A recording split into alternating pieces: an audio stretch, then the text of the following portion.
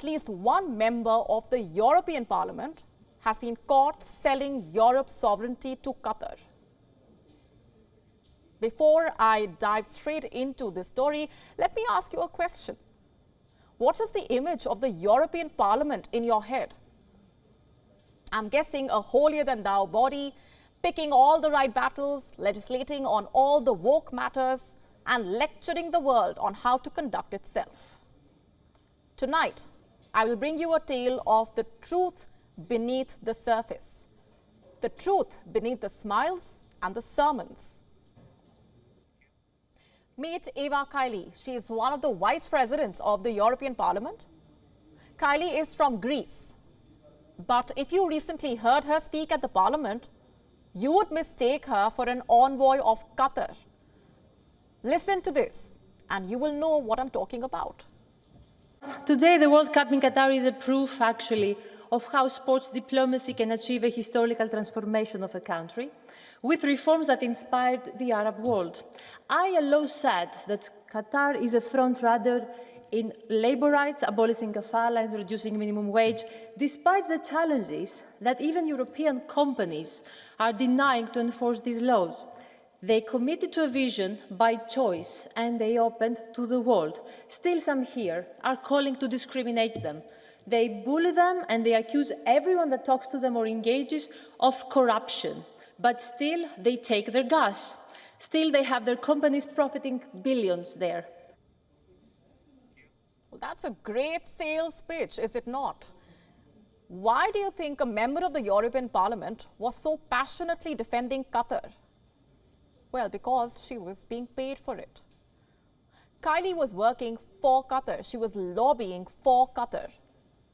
This vice president of the EU Parliament was taking money from Qatar to influence European decisions in favor of Qatar. If I had to put this in one sentence, Kaili was selling Europe's sovereignty to Qatar. And it's called corruption. It is called abuse of office. Since when has Kaili been talking in Qatar's favor, has been on Qatar's payroll? We know she has had a seat in the European Parliament since 2014. In fact, she has been the chair of the Future of Science and Technology panel ever since. Kaili has also been recognized as one of the most influential MEPs as per the Digital Influence Index. Now, we know who she was influencing on behalf of, not the people who voted her to office, but Qatar, a country that regularly sent Kaili paychecks and gifts. And how much money am I talking about? Prosecutors in Brussels found over $631,000 hidden in some 16 houses. They charged a total of 4 people. The European Union Parliament Vice President was one of them, probably the most influential of them all. Remember, Kaili had immense power, courtesy her position. She was a member of the Parliament's bureau. She was tasked with taking administrative decisions, staffing decisions, taking calls on organizational matters. She was also responsible for drawing up the EU Parliament's budget, but it seems that Kaili leveraged her position to strike deals with Qatar, to lobby for Qatar. Recently, the EU Parliament was voting on a resolution involving Qatar. Kaili raised eyebrows with her passionate defense of the Gulf nation. Some parliamentarians sensed foul play. When we voted on the Qatar resolution in the last plenary week, there were already a lot of questions why some MEPs, for example, were tabling certain amendments, how the voting behavior of some MEPs was, also the speeches that were given. I mean, most notably the speech of Eva Kaili, who defended Qatar very vigorously. And I think this will have to be clarified, because obviously it's an absolutely unacceptable situation that members of a parliament take money and then consequently take certain political stances. Notice this MEP is speaking in plurals, members raising eyebrows with their voting behavior. This is not an individual problem. This is an institutional problem. For all you know, Kaili is just one of the many MEPs who are sold out. For all you know, this vice president thought that she too will get away with selling influence, selling sovereignty. Was Kaili encouraged by the immunity offered to other members who too had sold their votes to some or the other wealthy country? Well, these are difficult questions that the EU Parliament will have to answer. Remember, this is a body that has lectured the world on foreign interference, criticized Russia on foreign interference. Look at this document. As recently as March this year, lawmakers of this very parliament were calling for sanctions against countries meddling in European affairs. The document presented read, and I'm quoting, "Foreign interference constitutes a serious violation of the universal values and principles on which the Union is founded, such as human dignity, freedom, equality, solidarity, respect for human rights and fundamental freedoms, democracy, and the rule of law."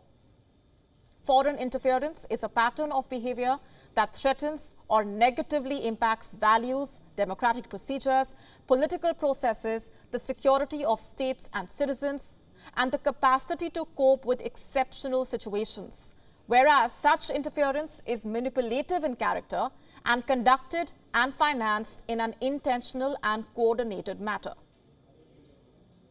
Just look at the irony of it all. The Parliament's very own Vice President has now been locked up. With what face was this body lecturing the world and delivering sermons when its own members are so corrupt? And with what face are European countries and football teams criticizing Qatar when its own MEPs are taking money to lobby for the Gulf country and write off its human rights records? Also, since we are talking about ironies, look at the European Parliament's website. It boasts of supporting the fight for democracy. It talks about fighting for free speech and fair election across the world.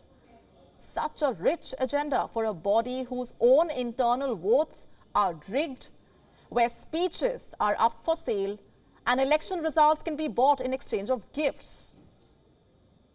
Back to my question, with what face does the EU Parliament deliver those sermons? On what basis does it project itself as the chief human rights defender? Because back home, its MEPs seem to have no problem doing business with human rights violators. Listen to what else the EU Parliament's Vice President had to say about Qatar. They are a new generation of intelligent, high-educated people. They helped us to reduce the tension with Turkey. They helped us with Afghanistan to save activists, children, women. They helped us, and they are peace negotiators. They are good neighbors and partners. We can help each other to overcome the shortcomings. They achieved the impossible already. Thank you. Kaili's case has put on display the levels of corruption in the EU Parliament, hidden beneath those smiles and sermons. And for all you know, Kaili's case has just scratched the surface. Today, the European Parliament's credibility hangs by a thin thread.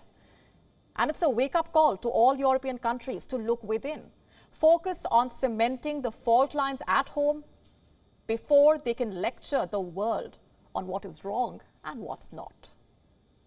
We are now available in your country. Download the app now. Get all the news on the move.